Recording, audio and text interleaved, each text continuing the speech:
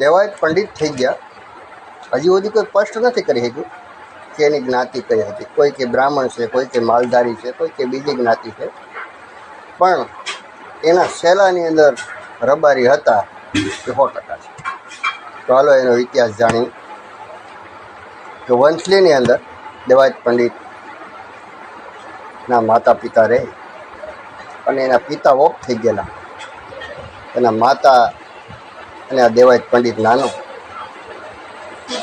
અને એની માતાને ચિંતા થઈ કે હવે આ છોકરાને છોકરી કોણ દે. એમાં સોભાજી માગવા આવ્યા. જુનાગઢમાં રહે સોભાજી સાધુ, અને વંથલીમાં માગવા આવ્યા.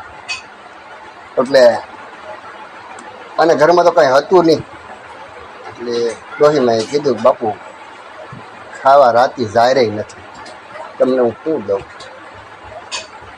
કે રાતું કાવડી નથી. અને બાપુનું હૃદય પલટ્યું અને ત્યાં દેવાયત પંડિત આવ્યો. એટલે આ મારો દીકરો છે, જવાન થવા આવ્યો, પણ હજી છોકરા ભેગો રમે છે, અને હજી કોઈ જાતનું જ્ઞાન નથી, અને મારે કરવું હું, આના લગ્ન કઈ રીતે કરે બાપુ.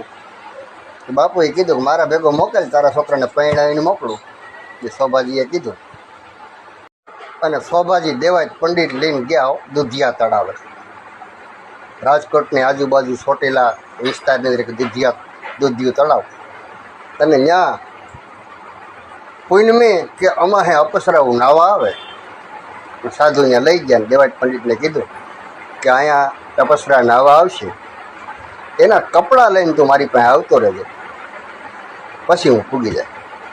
દેવાયત પંડિતે વાંધો નહીં. સાધુ છેટા બેઠા, અપસરાવું નાવા ઉતર્યું અને બધી દુધિયા તળાવમાં ગયું. અને દેવાયત પંડિત વાંહેથી એના લુગડા લઈને બાપુ પાસે બેઠા, અને અપસરાવુંથી વાંહે. ત્યાં શોભાજી આડા ફરી ગયા કે શું છે? એ કે દેવાયત અમારે વસ્ત્ર લઈ ગયા છે, અમે વસ્ત્ર સ્વર્ગમાં નહીં જઈ શકીએ. તો શોભાજી કે એક અને લગ્ન કરો, કે બાકી બધાને વસ્ત્ર આપી દઈ. હવે સ્વર્ગમાં જવા માટે રસ્તો એક જ હતો, એટલે કાંઈ વાંધો નહીં. પછી શોભાજીએ દેવાયત પંડિતને કીધું કે આ અપસરાઓ આવે એમાંથી જે રૂપાળી હોય ને એના હાથ ન પકડતો, એક રૂપમાં ન મોઈ જતો.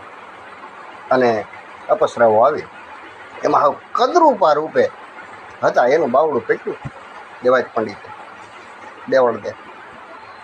અને દેવાયત પંડિતે એનું બાવડું પેકડ્યું. દેવાયત પંડિતે દેવળદીનું બાવડું પકડ્યું અને બીજી અપસરાઓને કપડાં આપ્યા, એટલે વહી ગયું. એટલે શોભાજીને એક સાઈડ બોલાવીને દેવળદીએ કીધું કે શરત મારી એક, હું આને ભેગી રોકાવું, આની ધર્મપત્ની બનવું, પણ જદી આ મારી માથે શંકા નાખશે તે દી હું હોઈ જાય. કે કાંઈ વાંધો નહીં. અને દેવાયત પંડિતને ઇન્દ્રની અપસરા હોપી. અને પછી ઇન્દ્રની અપસરાએ એટલી બધી એને વિદ્યા શીખવાડી, એટલું બધું જ્ઞાન આપ્યું, પંડિત થઈ ગયો. અને પછી તો દેવાયત પંડિત વખણાતો. કંઈક 108 તો એના શેલા હતા, 108 શેલા. દેવાયત પંડિતનો જમાનો. એમાં દેવાયત પંડિત પછી જાજાતર બહાર જ રહેતા, ઘરે આવવાનો ટાઈમ નહોતો. એમાં ઓચિંતાના ઘરે એક દી આવ્યા અને બાયણું બંધ. એમાં શોભાજી ત્યાં આવેલા અને ઇન્દ્રની અપસરા બે વાતું કરતા હતા. એમાં બાયણું બંધ ને દેવાયત પંડિત કાન માંડીને સાંભળ્યું. ખબર પડી કોઈ પુરુષ અંદર છે ને, જોરથી દરવાજાને પાછું મારીને ખોલ્યો કે શોભાજી અલોપ થઈ ગયા. અને દેવળદે એકલા કે કોણ હતું?